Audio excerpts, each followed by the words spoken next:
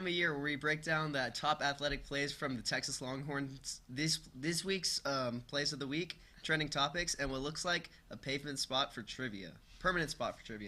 But let's go ahead and start this show, and let's start the season 1-0. Today's show is brought to you by Cat Metro. NFL divisional round and what we expect do we not do that? We talk about Texas's inconsistent starting Big 12 play for men's basketball. We'll finish with some talk about our women's basketball team. So we got a packed show today. I got to go the other way. You know, Texas A&M, they got a lot of identity issues. Are they an agricultural school? Are they military? Are they blue collar? Are they academics? They're all over the place. So now, I'm always a sucker for a one-handed catch. I have tiny hands. I need 3 of them just to catch a football. So this one-handed grab in the end zone, that's just super impressive in my eyes. That's going to be my play of the week. Mayo pour on college game day. Look at this. Just the guy and the North Carolina, South Carolina game, he's just straight eating it, shirt off, rubbing it on his body. Hey, listen, the Cinderella story ends here, Texans. I'm sorry, man.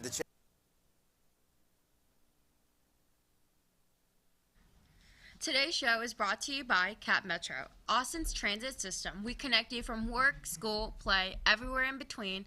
Plan your ride this weekend's game at Cat Metro. All right, guys. Well, great to have you back for another show on the 1-0 Sports Show. It's been a while since we've been back. So, Deb, let's get right into it. Who is your Who's Hot for this week? Let's give it to Miami's quarterback, Cam Ward. You know, he's good. Like, if the Heisman race would have ended today, or the season just ended today, he would have 100% won it. He has 48 completions on 61 attempts on just the past 2 games. He's throwing over 689 yards. And when you look on ESPN, like, what his average yard per attempt is, we're talking about 11.3 yards. That's at least the first down. So that's absolutely insane. He's throwing six touchdowns. He's only had 1 interception. You know, he's just a stud right now. And I don't think there's anyone stopping Miami at this point if you have him back there. Yeah, they came out super strong to start the season, got a huge win over their rivals, Florida. Well, I'm going to keep it in college football for my Who's Hot. I'm going to go with our Texas Longhorns right here on this show. They stormed into Ann Arbor, into the Little House, as some of the players were calling it, last weekend on Saturday, and they got the win over the number 9 ranked Michigan team. And this was an outstanding game for the Longhorns. They dominated the line of scrimmage against a team that won the national championship last year. I know they lost a lot of players, they lost a coach, but this was not a small statement from the Longhorns. This obviously has jump-started the Longhorns national championship races, and from here, you know, they need to stay very focused for this rest of the season. But if you're talking about a hot team right now, you got to talk about the Texas Longhorns. You got to talk about these guys. Sark has them rolling. But all right, so we start off with some positives, but I'm going to move into a little bit more negatives. If we're talking about who's hot, I'm going to go with a guy who's ice cold right now. We're going to go with the $150 million quarterback, Daniel Jones, from the New York Giants. He had a rough debut against the Minnesota Vikings this Sunday, throwing this pick 6 to Andrew Van Ginkel right here, which was just absolutely atrocious. This guy's getting paid $160 million to play quarterback in the National Football League, and he is arguably the worst NFL quarterback. There are fans staying after the game just waiting for him to walk out of the tunnel just so they can yell obscenities at him and tell him he sucks. So who's not this week? Definitely Daniel Jones. Gonna need to step it up if you want to be paid that money. Hey, you know, when you're getting paid that much, you would expect them to at least throw a couple touchdowns. But let's move on over a little bit to college football and stay in that realm. I'm gonna pick Florida State. They're terrible. I mean, that's the best way I can put it. You come last year, you know, they went undefeated and they were snubbed from the College World Playoffs, whatever they want to say. They went undefeated, but you went undefeated, then you go play Georgia, and then you get your butt handed to you. It was 63-3. And then, obviously, a bunch of players left, and a bunch of players from Texas left. But you go and you start the season 0-2. How? Just simply how? You just did so good last year, and everyone's like, oh, you know what, Florida State. And then you just, like, they literally got shot. They're like a puppy little wounded dog. Like, they're just like, please come save me. There's no hope for Florida State. They suck. That's the best way we can put it. Yeah, it has not been a hot start for the Noles. Mike Norvell, he's really have to turn that thing around. I hope, you know, for his sake that they can kind of pull something out of there. But I will say, I do not feel too terrible for their fans who did a lot of complaining over the last 7 months on Twitter. But all right, let's move on to the NFL. So the NFL season kicked off last Thursday as the Chiefs defeated the Ravens. What was a thrilling game. Came down to the last play of the game. Isaiah likely pulled a Kevin Durant. His toe is right out of bounds, which could have tied up the game. But so KC is obviously going for the three-peat here. They've been dominant. They've started off seasons worse than this one, and they've still been able to win the Lombardi the last 2 years. So, Deb, do you think that the Chiefs can three-peat? And if not, who do you think can take the crown from them? I hate to say this because, I really don't like supporting the Chiefs, and I'm tired of seeing them win. But I think they're going to three-peat. And part of the reason why I'm saying that is because you let them get the fast receiver at the NFL draft, Xavier Worthy, former Texas Longhorn. The Bills don't have a wide receiver. I mean, how does that happen? I think everyone, when we were all watching the draft, we were all just a little confused, like, how does that happen? I mean, everyone was saying, like, once Tyreek Hill left the Chiefs, it was going to be, oh, well, they have no more speed. They have the speed now. I potentially, don't see anyone else, coming and dethroning the Chiefs. Yes, they're going to have their few games. But, I mean, if you have Patrick Mahomes back there and if you have Xavier Worthy, there's no one stopping them. Yeah. They are a great team. I mean, I was definitely surprised to see the Bills pass up on Xavier Worthy, especially knowing that he was kind of like that staple for the Chiefs at their wide receiver, exactly what they wanted. But I'm going to have to disagree. I'm going to have to go with a little bit of a sleeper, a little bit of a dark horse team right here. Give me the Packers to win the 2025 Super Bowl. I know we got a lot of Cowboys fans in the back who are really mad right now, but if we can just roll some tape on Jordan Love, this guy is absolutely amazing. I know he's injured right now, and we're going to see how it goes with Malik Willis coming in as the starting quarterback this week against the Colts. But the Packers were a team they're the youngest team by far in the NFL, average age of 25, and they came out in the playoffs last year, and they stomped all over a Dallas Cowboys team who had not even lost a single home game. And they looked like a team that could have taken down the 49ers, if not for their kicker, who's no longer on the team. They looked like a team that was ready for the playoffs, a team that was poised. They just made Jordan Love one of the highest-paid quarterbacks in the NFL. And they are my dark horse pick to win the Lombardi. They beat the Chiefs last year in the regular season. And I think that the depth of the team is just at the wide receiver position specifically. That's what can take them to that next level. But all right, moving on to the MLB. We have a postseason that's a lot sooner than February, but we got October coming up. The MLB season's wrapping up. Deb, who are your dark horse or just your, championship contenders that you're looking into? Give me the Chicago White Sox. I'm just kidding. I'm just kidding. They're absolutely terrible. I mean, that's such a poverty franchise. I'm so sorry, Jason, but they suck. Give me the Dodgers. You have Shohei Ohtani. I think once the news broke that Shohei was going to go to the Dodgers, it really turned things up. The Dodgers have been, historically, they've been really good. They've just haven't been able to get over the hump, especially after, I believe it was 2017, 2018. I don't know, the last time they faced the Astros. They just haven't been able to get back up there and really compete. But, I mean, I believe they have Chris Bryant now from from the Cubs. So I think that'll help them a lot. But, I mean, you have Shohei playing both ways. He's throwing the ball really, really nicely. And I think once October baseball comes, it'll be a lot easier. I mean, Shohei's breaking records. He hit his 47th home run. He stole 47 bases. I just think it's going to increasingly just go up higher for the Dodgers. And I think they might be able to do it this year. Yeah, I mean, I kind of agree. I think Freddie Freeman, Mookie Betts, Teoscar Hernandez, Shohei, that's a nice starting four right there. And Shohei is definitely something that could take them over the top. But I do not think that they can climb the mountain of the Houston Astros. This team has gone to 7 straight ALCSs. Nobody can take them down until we got a lot of Rangers fans in the back, very mad, not playing my content. But anyways, so the point is that the Astros had the historic August, the best bullpen in the MLB. Their lineup is full of veterans like Jose Altuve, Alex Bregman, Kyle Tucker just came back off the IL, and they've still got this guy. I don't know if you've heard of him. His name's Yordan Alvarez. He hits bombs up there in the batter's box. Nukes. But this team, their pitching staff, is what can take them to that championship. And the playoffs is different, man. I know that Shohei Ohtani, he's been a great regular season player. He's never made a playoff debut, and we're going to see how he can fold under that pressure. But I think for the pitching for the Astros is what can really take them to that top, give them another pendant, and maybe win them another ring. But all right, that was a great first segment. Hopefully we can continue this roll, start 1-0, but make sure to join us on our next segment as we'll have Diego on to get some highlights going and judge some highlights, see who wins. But you don't want to miss it. We'll be right back.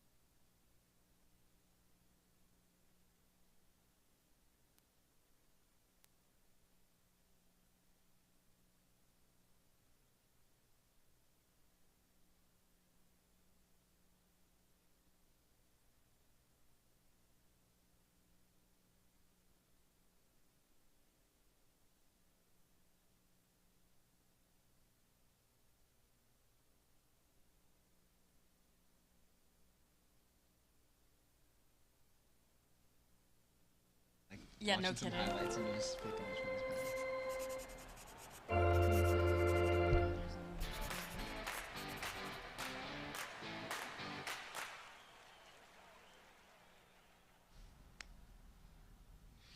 Welcome back to the 1-0 Sports Show. We now have our guest picker, Diego, on. How are you doing this morning, man? Feeling good, man.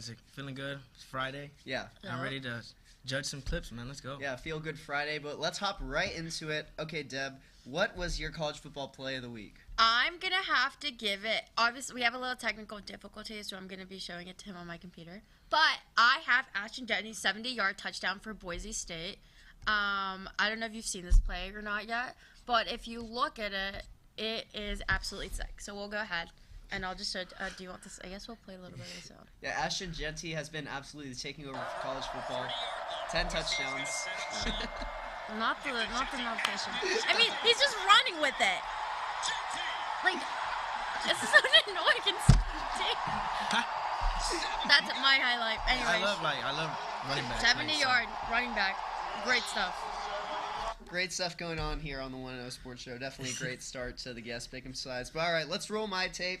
For my pick, I had Robert Harris's pick from the Robert Morris versus Utah State game. This interception right here may have been one of the best catches I've ever seen on a football field. This guy, slow-mo, gets up there and jump man. That boy's into something. Just goes up there with one hand like OBJ, picks it off. That was acrobatic. That had to be my CFB play of the week. So, Diego, who's going to get the win on this I got to one? give it to you, bro. That could be the catch of the year. Yeah, I don't think that could be the catch of a lifetime. That might have been the best one I've ever seen. I got to give it to you, man. We're off to a good start here. So let's move on to the best NFL play. I'll start this one off. I had Anthony Richardson. He threw a 60-yard bomb to Alec Pierce from Cincinnati. If we can roll this tape, he takes the snap back here, drops back, and he kind of slips, misses his footing, just gets up and just chucks it like it's a Nerf football that you throw in your backyard. And that is a dime between two safeties right into the end zone. This one deserves a second look. But yeah, that slip, just to recover from that slip. And then, I mean, if you had thrown a 10-yard pass, I would have been impressed. But you just chucked it. The third longest pass ever recorded in, like, the StatCast era for the NFL. That one had to be my play of the week. I think my play of the week for the NFL is going to have to go to former Texas Longhorn Xavier Worthy's first NFL touchdown and carry. I mean, it's his first time he's ever touched the NFL football. I mean, like, no one can catch him. He's just completely running away with it, and then he hits his own little dance. I mean, you love to see it. A former Longhorn, come on. Xavier Worthy is pretty fast. I will give him No that. one, and the thing is, it's so funny, because, like, after social media, they posted a photo of him blurred, and it was like, he's too fast. You can't get a photo of him. I mean, you love to see it. Yeah. All right, Diego, who's going to win this one? You know, as much as I want to give it to the former Longhorn Xavier Worthy, I got to give it to AR5, man. He's also my fantasy quarterback. So. Oh, okay. Yeah. And I was screaming in my dorm watching that play, actually, so Yeah. I got to give it to you. That fantasy connection, it's a little bit Yeah. of a different I stood one. no chance. I don't know if any of our guys know over there. But all right, let's move into some MLB highlights of the week. We're going to go back to Deb here for this one. Keep the Dodgers going around. I have Shohei Ohtani's 47th home run. He knew it off the bat. Everyone knew it. I mean, what other can he say? You have Shohei, one of the greatest, if not one of the best baseball players. Just absolutely. You got 47 home runs, 47 stolen base. It doesn't get better than that. It does not get too much better than Shohei Ohtani. He is approaching historical numbers for sure. But all right, I'm gonna flip it over to Philly for my highlight, but not the Phillies. We're gonna go with the Braves here. This is on Saturday Night Baseball. We've got Nick Castellanos up to hit, and then Michael Harris just goes back, and it's one's going towards the wall, towards the bullpen, and he climbs over the home field wall. That one was crazy. The bullpen's reaction on that just tells you how much that you need to know. That was the robbery of the century right there. So that had to be my MLB highlight of the week. So Diego, who's getting the win for this one?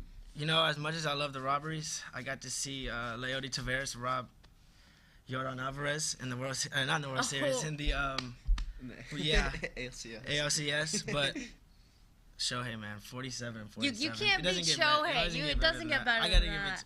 I gotta give it to you. You can't Thank beat you. Shohei. Shout out to his dog, Decoy.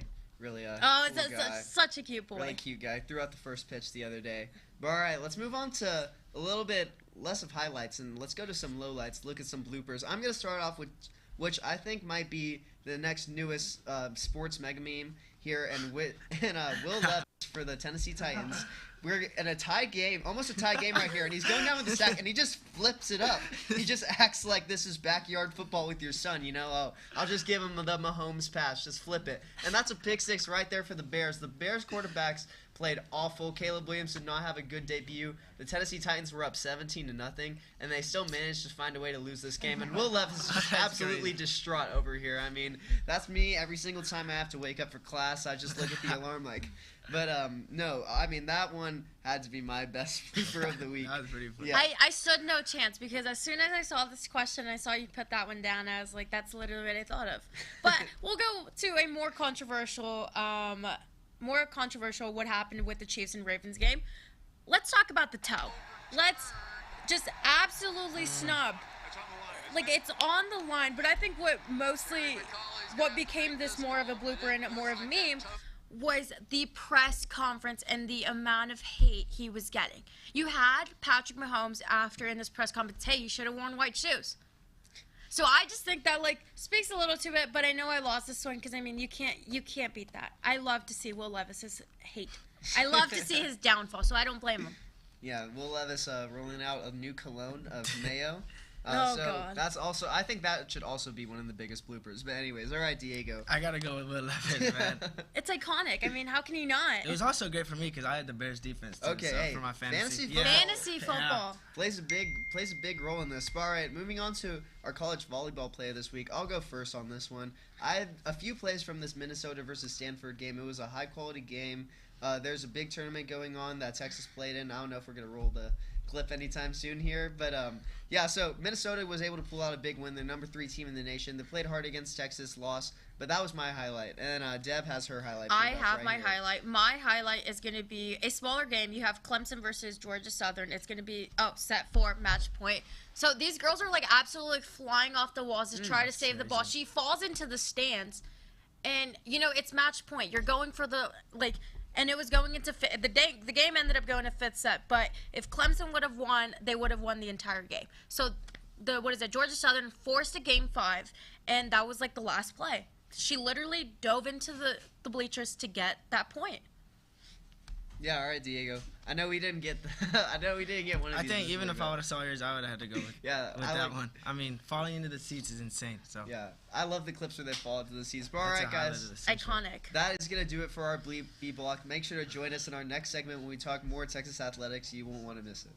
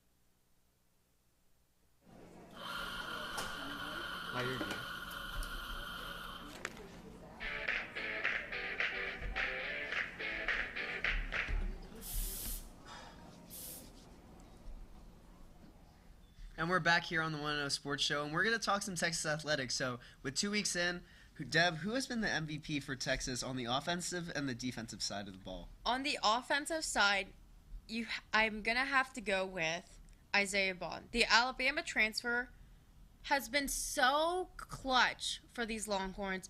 And, I mean, with the departure of having Xavier Worthy and just that really stacked in that wide receiver group we had last year, I think he's had, not only has he been such a great addition, but against Michigan, he only had he had a 51-yard, he had 51 yards, and he's averaging 17 yards per carry on against the Michigan game.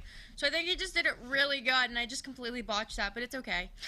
And then for my defense, I'm gonna have to go with Andrew Makuba. I think I literally don't have to say anymore. If you watch this highlight tape, I think we can all agree he's been phenomenal for this Texas defense. And what's interesting to me is that he's the Clemson transfer. At Clemson, they were all saying like he wasn't a leader or anything, but he has shown real leadership for this Texas defense. And I think what has to do with that is that you have 3 Austin kids on the secondary. You have Michael Taft, you have Jahdae Barrett, and then you have him too. So I think with all those 3 on having all 3 of them back there, the connection, what the reads, and he had 4 tackles and 1 interception against Michigan, which is probably one of the biggest games they'll play this season, aside from Georgia and aside from OU. So just watch the highlight tape. He's doing amazing. Yeah, he's flying all over that field. AISG represent, shout out. But anyways, Andrew Makumba was also my defensive MVP, but I'm going to switch it to the offensive side. I got to go with Gunnar Helm. Against Michigan, this guy's a guy who was very slept on. He kind of faded in the shadow of Jatavion Sanders last year, but this guy made himself a lot of money. He looked like an elite tight end on Saturday. Just a big guy out there. He had over 115 yards of receiving. And I like what you said about Isaiah Bond. I think that he's been a great addition for these Longhorns. But Gunnar Helm, man, this guy just attracts the ball somehow. He gets open. Quinn Ewers likes to kind of hone in on one target we've seen throughout his career. I think that Gunnar Helm can be that guy for him this year. And if he can keep up that offensive production that we get from the tight ends, that's a great another weapon for Sark to use. And so I have to go with him as my MVP for the offensive side. And yeah, for the defensive side, I'll flip it right back to Andrew Makumba again. This guy from Austin, Clemson guy. I know there's a lot of weird things going on over there. Dabo Sweeney's kind of running a weird little operation, not sure what's going on. But we can get him in some Austin, get him some sunshine, get him in get him some good barbecue, and he'll be all right. So he's flying around that football field. Had the interception last week against Michigan. He's been a great addition for the Longhorns team. But all right, let's move it to volleyball, a sport that the Longhorns have dominated in this decade. But they've won 2 back-to-back national championships, but they have now started the season at 500 with a loss to Miami, who was unranked in their home stadium, and a loss to Minnesota. Is this a sign of the end from Texas, Deb? I don't think Texas volleyball has anything to worry about or any fans to worry about. And part of the reason why I say that is because they also went 2-2 last year to start the season, and they also lost at home to ranked Stanford on the unveiling of their national championship banner. So I don't think it's necessarily to ring flags off. And when they lost to Miami and Minnesota, they went to 5 sets. So it's not like the Texas fight wasn't in there. It's just some things just didn't click. And you also have Ella Swindle, the sophomore setter, who she came a national champion. She led the team going in to win the back-to-back titles. You have her coming. She hasn't started. She started one of these games because the Baylor transfer Avery Carlson has been able to step in because Ella's just not the better setter right now. I think once Ella kind of gets over that little hump, gets a little bit more competition, and the team's gonna be okay. And a little true testament of that is they're flying out to Stanford. They're gonna face them on, which they're ranked. They're in the top 10. So you have that matchup going on. So I don't think it's necessarily like, let me raise the flags right now. I think they just need a moment. It's better for them to do it at the beginning of the season rather than them doing it towards the end, and then they cut their playoff run short. Yeah. I'm going to have to agree. I don't think that this is too much of a sign of concern from the Longhorns. I know that we see a lot of times a bit of a championship hangover. And, when you win back-to-back championships, I mean, this team may be just like the 2017 Warriors. But I know that they talks about, like, they're in the games and they're just bored because it's just the regular season. They're used to these high-leverage moments, these high-pressure moments. And I think for Texas, ramp up the intensity, get some more mentally locked in, and I think that they'll be able to step it up. And I think that this is also good for the team because it's a call to action. It's a call that they can't just go out there and lollygag. They have to actually come out very prepared, mentally approach every single team like they're the top national champions. And so yeah, I think that the team is going to be okay. They still have Madison Skinner, who is a phenomenal player. But we hope that the Texas volleyball team can bounce back sometime soon. But let's move it back to football. So with the Texas football Longhorns coming in and beating Michigan, that was a amazing win for this program. But Deb, how do they maintain this level of success throughout the rest of the year? I think what was really important is, and this is something Coach Steve Sarkisian touched on his media presser on Monday, is that him and all the guys are taking it one game at a time. They're not looking at any opponent that they face and it's, it's just UTSA, or it's just ULM. What he's really doing and what he's really emphasizing to his team is that, at the end of the day, it's one game at a time. You're going to focus on your opponent this week, and then that's going to be this week. It's not going to be, this. And to further prove his point, what he did on Monday was after practice, he showed his team Northern Illinois rushed the field at Notre Dame. Just to say, not everything in college football is guaranteed. It's not everything is guaranteed. You can't take it for granted. And he's emphasizing the point that take it one game at a time. And if I think they don't look too ahead, if they're not too worried about Texas, Georgia, Texas OU, then I think this team has a real shot. But they can't look so far ahead in the schedule. They really just have to live in the moment and look who's on that schedule that week. Yeah, I have to agree. I think that the main thing, just kind of like we talked about with this last volleyball team, is the intensity. Like, if you can keep that up from team to team, we obviously saw last week with Notre Dame losing to NIU. But then we even see with teams like Florida State coming out as the top, 10th team in the nation, going out playing in Dublin, thinking that they're playing a weak Georgia Tech team, getting an easy win. It's super easy because, these guys are kids just like us. They're not really at that mentally level where they can just come with the preparedness that they need, like some professional guys. But yeah, so I think that the coaching staff can maintain the intensity, keep the players running every single week, and I think that the main thing is just keep running that offense through Quinn Ewers. He's got to be the leader for the team. We have to embrace him. But yeah, I think that the Longhorns should be just fine. It's going to be a rough schedule, but we'll see how they fare. But all right, guys, that's going to do it for our C block. Make sure to be back for our D block, as we'll have TJ Krylowitz on for some trivia. It'll be super fun. You will not want to miss it.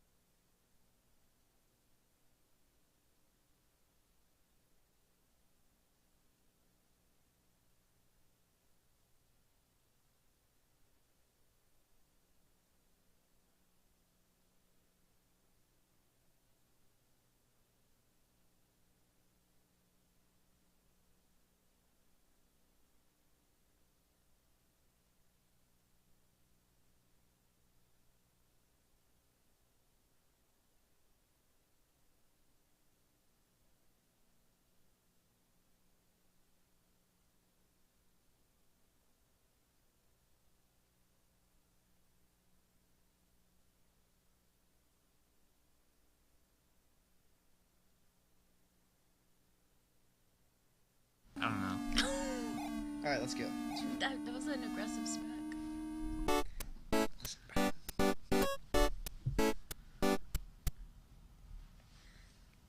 All right, guys, we are back on the 1-0 Sports Show, and now we are moving into our trivia block with Mr. TJ Krylowitz, former executive producer of the 1-0 Show.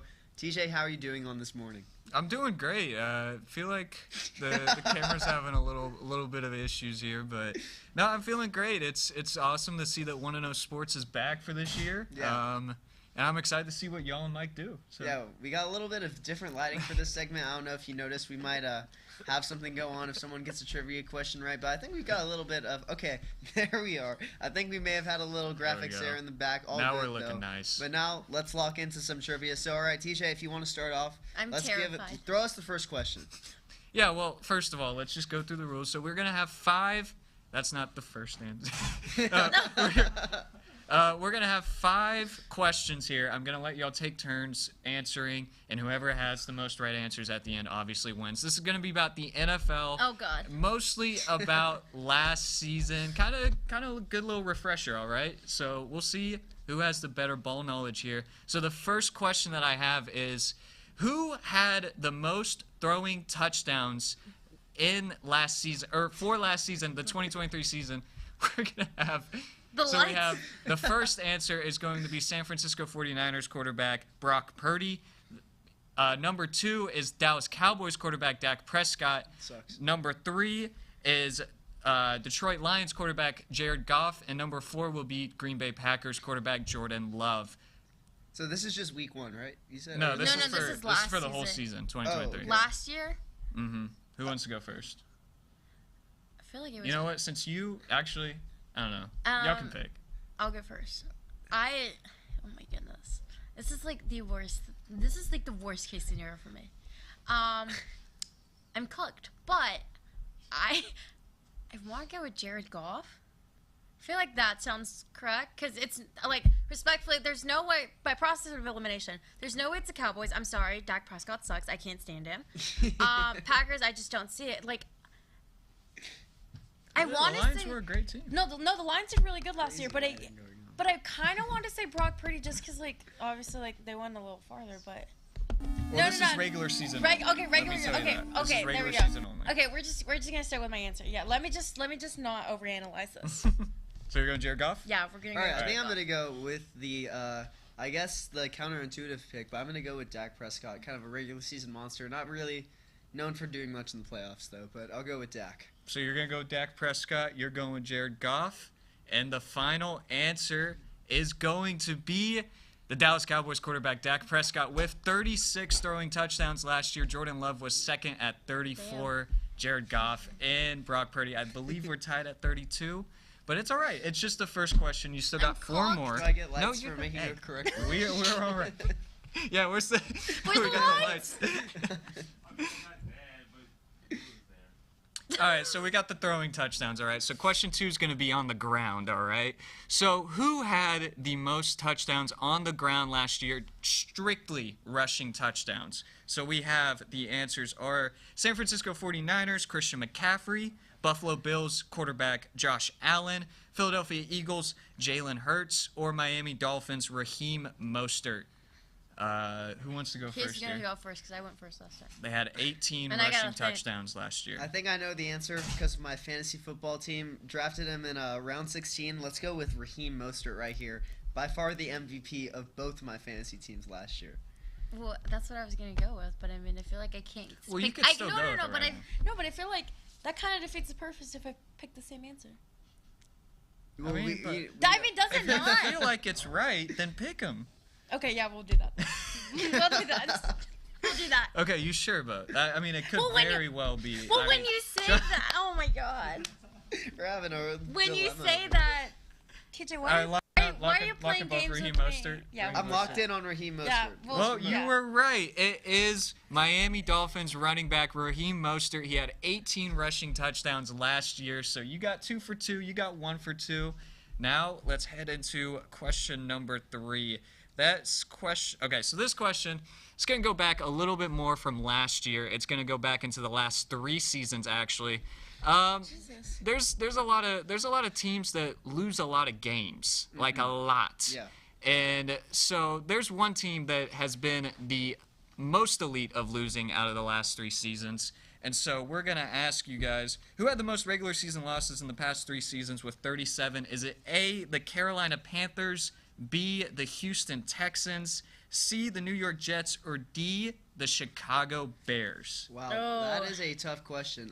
I know that the Bears didn't win a game for like 10 months. And Yeah, they were really bad for a little bit. But there. also, the Texans weren't. They didn't start getting Texans good were till also last really year. bad, too. yeah. Because I didn't claim the Texans till last year. Okay, we got some graphics up. The graphics are gone. The Panthers got the first pick like 2 years The ago. 'cause Jets, they the suck. Jets have kind of been like they've kind of been up and down. They've kind of won a few games in there, so I don't think I'm gonna go with them. The Panthers are really bad this year, Yeah, but I think I'm gonna lock in the Chicago Bears. I think I'm gonna lock in the Panthers just because they were really bad last year, and then they were really bad the year before because they got the first round pick. I think that's what I'm gonna do. Yeah, I'll Okay. take the Bears. Okay, I'll take so the Panthers. you have the Panthers, you have the Bears. Locked in, both of y'all? Yeah. Yeah. All right, Deb. It looks like you just tied Santi up. Yes, You I got the win. right answer. The Carolina Panthers are the team with the most losses the last 3 seasons with 37. I asked this question last year, actually, and Poor it JB. changed. It was the Texans previously. Now it is the Carolina Panthers. We're going to switch it now to who is the most winning team in the regular season over the last 3 seasons. There have been a lot of good regular season teams. Trust me, I know. The first question, or the first one is the San Francisco 49ers. The second is the Bills. The third are the Dallas Cowboys. And lastly, the defending Super Bowl champs, defending 2-time Super Bowl champs, Kansas City Chiefs. I think our lights may have gotten hacked by some like mainframe or something. But anyways, despite these distracting lights, again, I'm just gonna have to go with these counterintuitive, these regular season champs, these frontrunners. I might have to take the Dallas Cowboys. Had a lot of 13-win, 12-win seasons, not a lot of playoff wins, but I think I'll lock in the Cowboys. I'm going to go ahead and... They had 37 wins in the last 3 seasons. Oh, my goodness. Okay, you had Bills, Chiefs, Cowboys. What was that last year I was saying? Let me look for you real quick. Okay, what was that? What's the last 49ers. 49ers. Ooh, definitely nothing. Yeah, it's no shot there. That's I'm going to go ahead. I don't know. You said it was no shot. It was Dak, the first question. Stop. Don't play mind games with me. I'm going to go with the Bills Mafia. Bills Mafia. Okay, and then you picked the Dallas Cowboys. I'm going with the Cowboys. I think just not a great playoff team, but they're a dominant regular season team, so I'll make sure to pick them right here. Well, I know for a fact that the Cowboys the last 3 seasons have gone 12-5 each season, so they've had 36 wins. It's not the Cowboys. It is the 2-time defending Super Bowl champions, the Kansas City Chiefs. Why did none of y'all? I thought that was the too obvious choice. They didn't have. Yeah, I they know. didn't have Sometimes it's the obvious choice. They didn't have the it home felt too field easy. advantage last year in the playoffs. They had a rough No, yeah, 2022. you're right, you're right. I It felt just too didn't feel easy. No, the Kansas City Chiefs have the most regular season wins in the last 3 seasons. What a team. So now, look at that, y'all. It's 2-2. Oh, 2-2 to the last question. This one is going to bring some draft knowledge up. Oh. I have 4 players here, and These are like... one of them has been drafted the highest. Now, that means the first person drafted, like, Yeah. the first overall, and then going up. So we have 4 players, all right? One of them is Aaron Rodgers. The second is Justin Jefferson. The third is Tony Romo. And the last is Kadarius Toney. Well, Who was the highest draft pick Tony out of these Romo 4 wasn't players? drafted, so I'm going to eliminate him off rip. I don't know about that. Tony not Romo sure about was that. not drafted. He's undrafted, so we're going to eliminate him. Justin Jefferson was passed on by the Eagles in favor of Jalen Reagor, so could probably not be him. And Aaron Rodgers was like pick 25.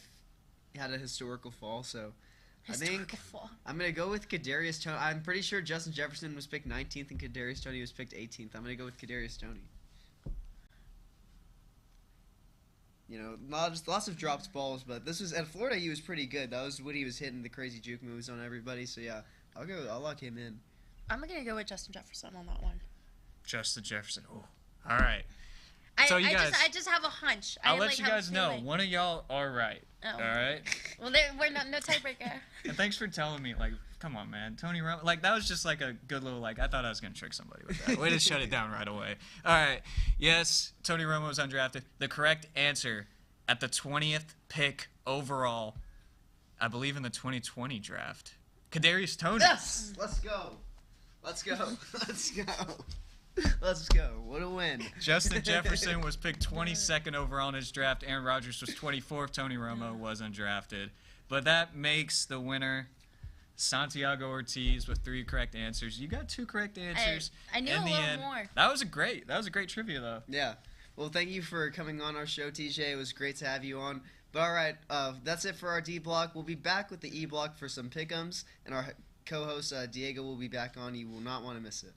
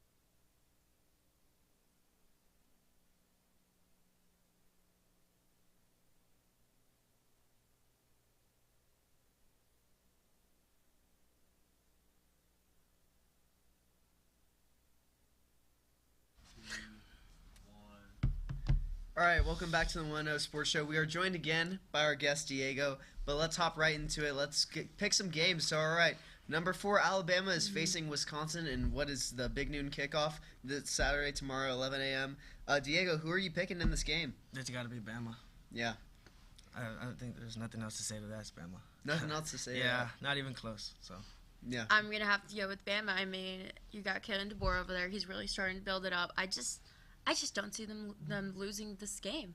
Yeah, you know, Bama, they have Jalen Milroe, returning Heisman candidate. They have Ryan Williams, the young 17-year-old making plays out there. Got a new exciting coach in Kalen DeBoer, but all these reasons are why I'm just kind of feeling the Wisconsin Badgers here. And a big upset, you know, big noon kickoff. This game reminds me a lot of a certain game that I went to when the Texas Longhorns were unranked and faced the then number 2 Alabama Crimson Tide in DKR. Was a great game. Unfortunately, we could not tackle Bryce Young at the end of the game. But this gives me that same vibes. You know, this is going to be Kalen DeBoer's first big test at Bama. I think that he may not be able to ace it. So I'm going to go with the Wisconsin Badgers. Moving on, we have another SEC matchup. We have number 16 LSU at South Carolina. South Carolina's come out hot. But, Deb, who do you have winning in this one? I have South Carolina winning. Listen, I loved LSU. I almost went there. But the part of the reason why I have South Carolina is because College game days going there.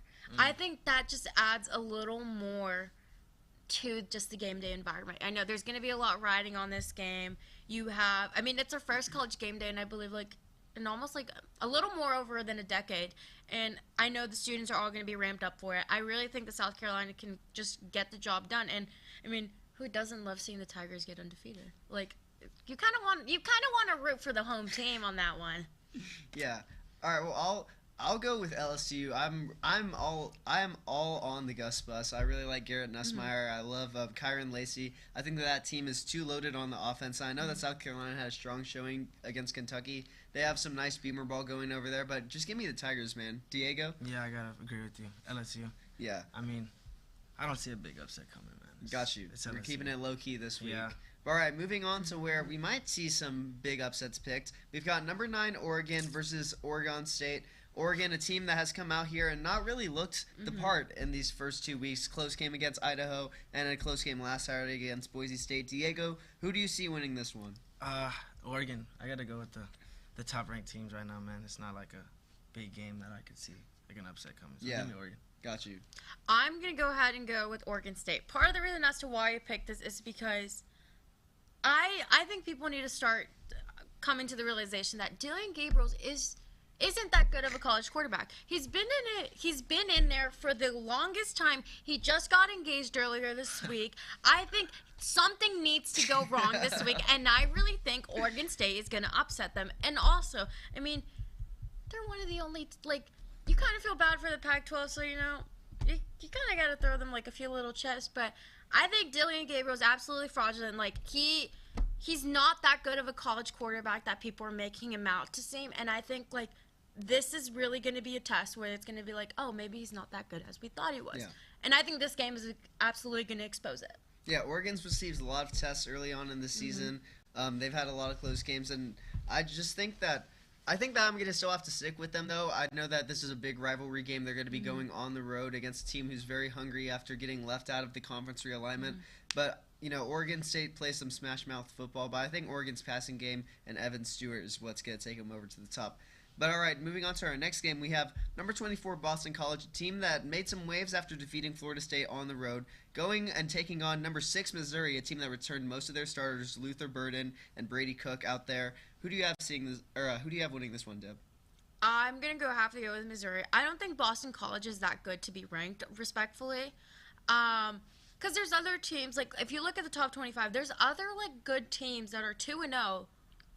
That aren't ranked, and Boston College is one of those teams that unfortunately is ranked. And I think Missouri is really going to go out and show that Boston College is really that good. And plus, I really just don't like Boston College. Yeah, not sure where all this Boston College hate is coming from because I am going to go with the Eagles of Boston College. I love their quarterback.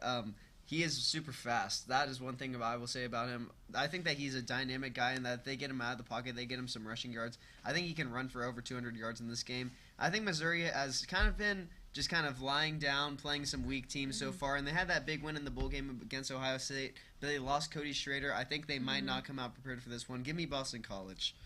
All right, Diego, who do you have winning this one? As much as I wanted to ride with Thomas Castellanos from Boston College, I got to go Missouri. Yeah. It's number 6 Missouri, I mean. And you're at Missouri? Come on. Yeah, Just on the give me road in Missouri. an SEC environment. It's Yeah. got to be tough. But all right, let's move on to a game that we have going on tonight. Friday night action, some Big 12 action. Arizona, newest member of the Big 12, against Kansas State. Kansas State, a team getting a lot of hype to make the college football playoff. Diego, who do you have winning this one? Give me an upset, man. I want Arizona to Okay. win this one. And Yeah. I also just don't like K-State. 'cause Yeah, we definitely do we not definitely like don't like K-State K-State around over these here. farts. Yeah. Okay, Deb? You know what? Give me K-State. And this is why.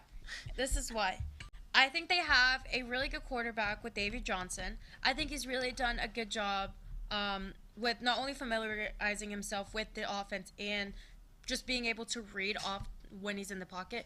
But this is the biggest game that K-State has had on their campus since 2009. It is the biggest game. Everyone's going to be there. It's a blackout game. The atmosphere is going to be going. Don't get me wrong. Arizona's not going to be. It's going to be a little tough team. I mean, they have their running back, their Old Miss transfer, Kendrick Riscado, who went to my rival high school. So that is a hype I will live on. He's a great guy, great dude. But I think this Kansas State's defense is really going to be able to stop it. I mean, after the first game, they had a little minor quirks and everything, but it's because it was the first game of the season. Once they fully settle in, they'll be fine. And plus, Avery Johnson has a really nice convertible that I got to see, and it is the nicest car I've ever seen. It's like that. It's the purple, and it just looks really pretty. So give me K-State. Yeah. All right, I'm going to have to agree with Diego here. I'm going to take the upset. I got Mr. Tataroa McMillan. This guy had 304 yards receiving in a game. 4 touchdowns. He started off the season really hot against New Mexico, although he only had 11 yards receiving last week. I'm going to ride with him. I'm going to ride with Arizona. You know, I'm not big fan of Mr. TikTok boy Avery Johnson. This guy is just real hot shot on campus, really slays the halls, but I'm going to have to pass. Give me Arizona to go in on the road and get their first Big 12 win in program history. But all right, we're going to, we've been looking at some really good games, picking some good matchups. But now let's move on to what I'm going to call the Trash Bowl. And we have A&M playing Florida. This has got to be one of the most anticipated games. Some programs that are in the lowest of the lows right now, the deepest of the depths. But all right, Diego, who do you have winning this game? I'll tell you who it's not. It's not A&M. Okay. Give me Florida. Yeah. All right, great pick. Deb, who do you have winning this one? I mean, you got to go with Florida. I mean, respectfully, A&M, not only just because, I go to Texas and we always hate the A&M, but this A&M, I don't care that you got Mike Elko on the team and, everyone's living the Mike Elko hype. This isn't a good A&M team. But, obviously, it's going to be, once they face Texas, it's going to be oh, my goodness, this is the best team ever. That's what's going to happen. But A&M, I mean, Connor Wegman he literally got announced yesterday as questionable. So did a bunch of their running backs, wide receivers. A lot of what makes the A&M, just a lot of what makes their entire offense got either put questionable or they're out for the game just because of injuries and everything. And this just isn't a good A&M team with what we're used to. And I think when Mike Elko got brought in, everyone's going to be, A&M, it's going to be the change of the program. We're going to win a natty. I'm sorry, but A&M has not been that good since Johnny Manziel left. And they're just a mediocre team. They really are. But once it comes against when they play Texas, it's going to be, oh, my goodness, this is the greatest team we have ever seen. Yeah, let it be known. Let it be known. But, all right, I'm looking at this game. When you have 2 bad teams, you got to find some game changers, and my game changer will be DJ Lagway from Florida. The true freshman has a lot of hype around Gainesville, and, I mean, A&M's got to go into the swamp, which has been kind of had its aura taken down a little bit by Miami. But I'm going to go with Florida. Let's go with a complete sweep. But let's move over to the professional side. Let's go with a game that's been hyped up, big rivalry of this past 3 years, the Bengals and the Chiefs. Diego, who's going to win this game? Give me the Bengals, man. Okay. So, what? Joe Burrow looked a little rusty coming back. It's his first time coming back in a while, or in these past 2. But he's the Chiefs' kryptonite, man. Yeah. He's 3-1. Last year wasn't so good, but give me Joe Burrow. Yeah. I know that the Bengals have a history of calling the Chiefs Stadium Burrowhead. Mm-hmm. That did not really work out for them too much the last time. And Joe Burrow, there's this clip of him trying to pick up a Gatorade bottle that's kind of going viral right now. I think it's kind of being blown a little bit out of proportion, but safe to say that he did not look very good last week against the Patriots, so I'm going to go with a no-brainer here. Give me the Chiefs. As much as I love Joe Burrow from watching him at his LSU days, you can't beat the Chiefs. I mean, you have Xavier Worthy. I mean, like, come on. And not only that, but Joe Burrow didn't look his best. And that's a little upsetting, not going to lie, because I really do love him. I will root for the Bengals, but when it comes against the Chiefs, like, you can't. They're going to lose. Yeah. They're going to lose. That's plain and simple. They're a pretty good team, but I'm going to make it known right here on the show. I do not like Joe Burrow. Do not like 2019 LSU. Oh, yeah. Thank you, whatever that guy's name was, or Keontae Ingram for dropping a pass against LSU. We would have won that game if not for you. But all right, the Buccaneers are taking on the Lions. This is a game of some quarterbacks who have kind of been put off more in their careers. Baker Mayfield is having a resurgence with the Buccaneers. Jared Goff with the Lions. Deb, who do you have winning this one? I hate Baker Mayfield. I cannot stand him. He's just so cocky, so arrogant. I am the biggest Baker Mayfield hater you will ever meet. I cannot stand him. For that reason, give me the Lions. I really like, oh my goodness, why am I blanking on his name? Amon-Ra St. Brown. Great wide receiver from them. He is an absolute dog. He will get the ball. He runs he's a perfect candidate. And I really I can't stand the Bucs. And yeah, that's my case. So go Lions. Yeah, how about you, Diego? I mean, from last week, you see that this is Baker Mayfield's team as much as I hate him, too. Mm-hmm. But you just need more from Mike Evans in the defense, and I don't think they'll be able to put up with the Lions. I mean, you have Matthew Stafford. Like she said, Amon-Ra. He's a dog. Yeah. I had him in fantasy last year, actually. And a lot of points there. Yeah. Lots of fantasy football talk on the show. Lots of hate going around on the show. Yeah. It seems big hater morning. But I'm going to go with the Buccaneers. Give me this upset. I really like how they looked last week against the Commanders, and I think that Baker Mayfield, like Diego said, has really taken over this team. He took over the quarterback position from Tom Brady. A lot of people are forgetting, and just been a seamless transition. I think he's really matured as a person. I will say, still not the biggest fan, but you'd have to go with the Buccaneers. All right, let's move on to a bit of a rivalry game a little TSTV rivalry going on. Shout out to Jason, former sports director. But we got the Texans versus the Bears on Sunday Night Football. Deb, I think I might know who you're taking on this one, but just confirm for me. Listen, I got to go with the Texans. Shout out to Jason and Tommy. I know Tommy's going to be at that game. But, listen, the Texans are coming off of a great year with C.J. Stroud. He's in his second year. He's a lot more comfortable with that leadership role. And that's something we saw last year. Like, he didn't have necessarily, the smoothest transition into becoming from a college quarterback to moving into the NFL. But it's his second year. He kind of knows exactly what's going on. So he's going to be a lot better. And, listen. Caleb Williams, yes, he did get drafted to the Bears and everything, and I'm not saying Caleb Williams absolutely sucks or anything, but this is also his first true NFL game. I mean, there were several clips last year when Bryce Young literally they had to push him in position. So I think it's going to be kind of a little of a harder adjustment for Caleb Williams to be able to fully step into that stadium and be able to understand oh, well, what exactly am I doing? C.J. Stroud has more of that leadership already. He has 1 year under his belt. So it's kind of a no-brainer that why I'm picking the Texans, just because you just have a little bit more leadership and you have he's not a rookie anymore. He understands his role and he's going to be able to get and execute. Yeah, it's a great pick right there. Diego, who are you going to go with, though? I got to go with the upset, man. Oh. The Bears. I like that defense, man. Now, Caleb Williams didn't show up. I mean, it's his first game. Or no, what is it? Second game? Yeah, first game. Yeah, first game. Yeah. Okay, so he didn't show up like he should have. But that defense, to get that many points, and they won them that game. I like the defense. Give me the Bears. Yeah, the Bears had an electric win in Week 1. That defense is headlined by Jalen Johnson, who I believe is the best cornerback in the NFL. And they looked good on the defensive end.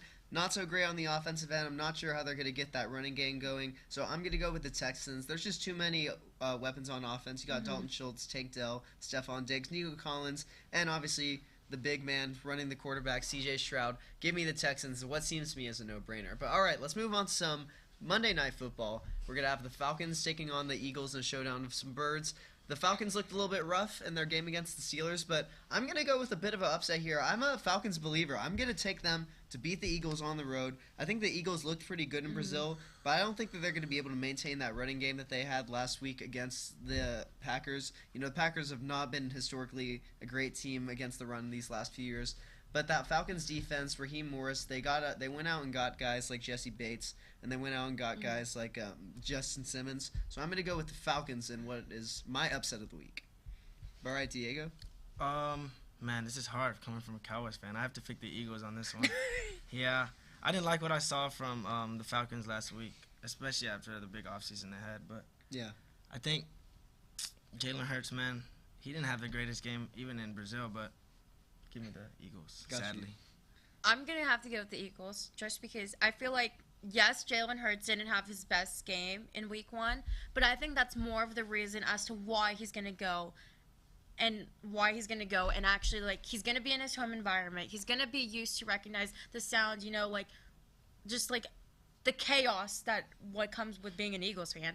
And I think he's just going to be so used to it, and it's going to be a lot more familiar. And it's, like, more for him to bounce back from not the best performance in Brazil. So give me the Eagles. And plus, I kind of don't want the Falcons to win just to despite Goose a bit. Yeah, shout out Justin Guzman. Great guy. But all right, that's going to do it for 1-0. Make sure to tune into our sister shows like College Press Box on Monday nights and College Crossfire on Wednesday nights. That is going to be it for us. Have a good rest of your Friday. Hopefully the Longhorns win on Saturday, but that's all. We'll see you next week. Hook 'em.